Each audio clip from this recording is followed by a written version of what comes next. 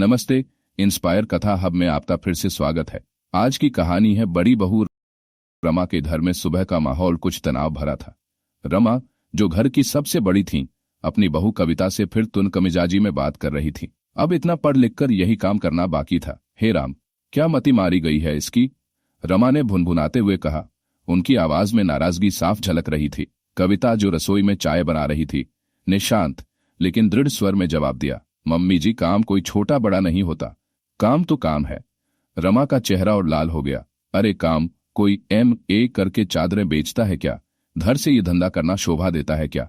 रमा ने ताना मारा। कविता ने गहरी सांस ली और चाय का प्याला रमा की ओर बढ़ाते हुए कहा, मम्मी जी, मैंने पढ़ाई अपने लिए की थी, अपनी समझ बढ़ाने के लिए। पढ़ाई हमें दुनिया को देखने का नजरिया देती है, जीवन का मतलब समझाती है, और कोशिश करने में क्या बुराई है। रमा के पास कोई जवाब नहीं था। वो बड़बड़ाती हुई कपड़े लेकर नहाने चली गईं। सास बहू की यह तनातनी कोई नई बात नहीं थी। कविता घर से काम करना चाहती थी, लेकिन रमा को यह बिल्कुल पसंद नहीं था। वो चाहती थी कि उनकी बहू नौकरी करे, मोटी तनख्वाह लाए और घर का नाम रोशन करे। कविता की शादी को 9 साल हो चुके थे। रमा ने बड़े अरमानों से पढ़ी लिखी बहू चुनी थी, जो घर में कमाई का बड़ा हिस्सा ला सके। लेकिन कविता का मन नौकरी में नहीं लगता था। वो खत्री परिवार से थी और उन्हें अपना काम शुरू करने का विचार हमेशा से लुभाता था। शादी के बाद समय ही नहीं मिला। शादी के कुछ ही महीनों बाद कविता मां बन गई। पहले मयंक आया और फिर ईशिता।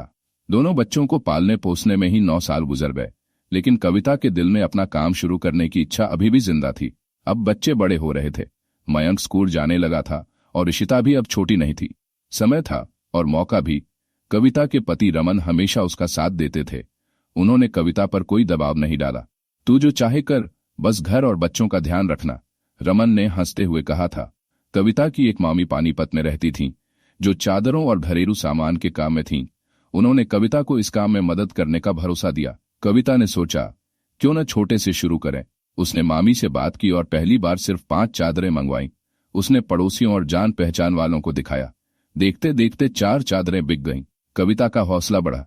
अगली बार उसने हिम्मत करके 12 चादरें मंगवाईं। वो भी 15 दिन में बिक गईं।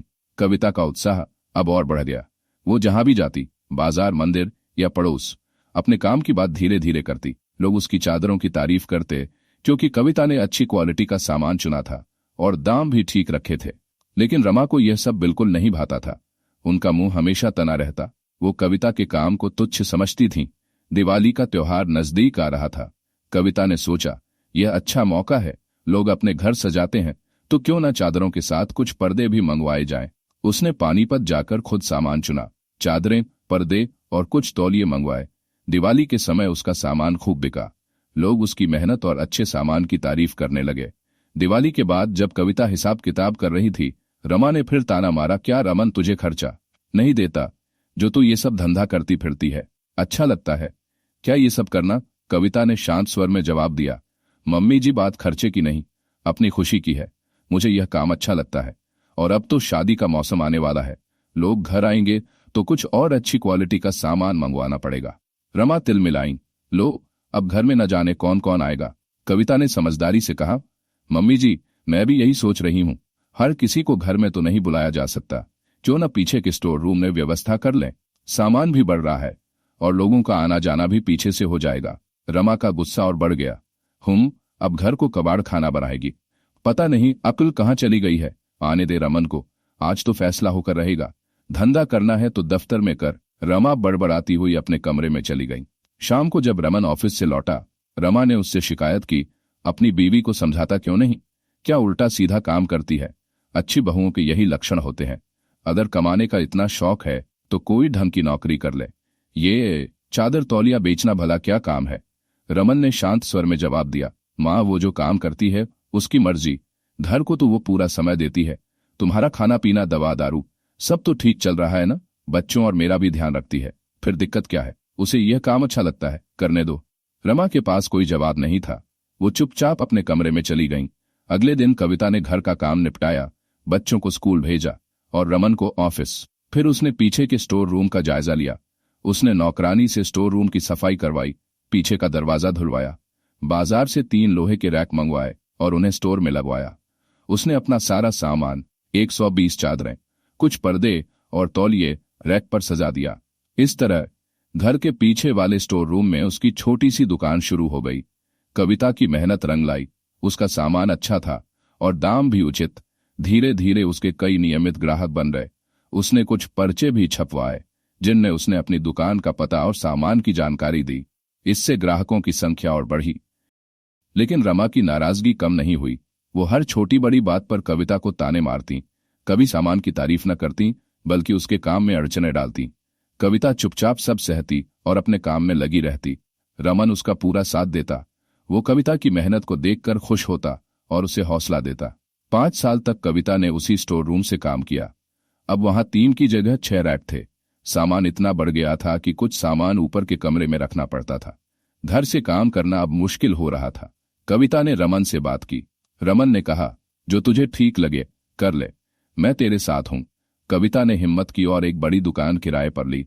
उसने जीएसटी बनवाया और अपनी दुकान का नगर निगम से पंजीकरण करवाया। सारा काम गुपचुप तरीके से हुआ। रमा को कुछ पता नहीं था।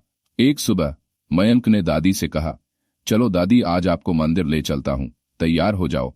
रमा ने हंसते हुए कहा, ठीक है बेटा। वो कपड़े बदलकर तैयार हो गईं। मंदिर से दर्शन करके जब वो बाहर निकलीं, मयंक ने रिक्शा बाजार की ओर लिया।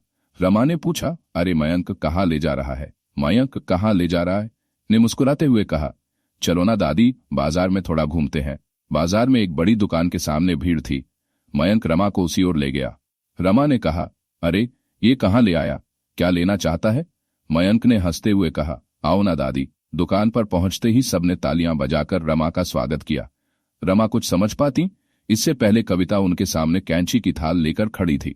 चलो मम्मी जी, रिबन काटो, कविता ने मुस्कुराते हुए कहा। रमा ने हैरानी से रिबन काटा।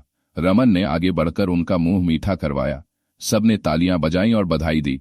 मम्मी जी, आपको अपनी शोरूम की बहुत बहुत बधाई। रमा हक्की बक्की रह गई। मेरा शोरूम? उन्होंने बुदबुदाया।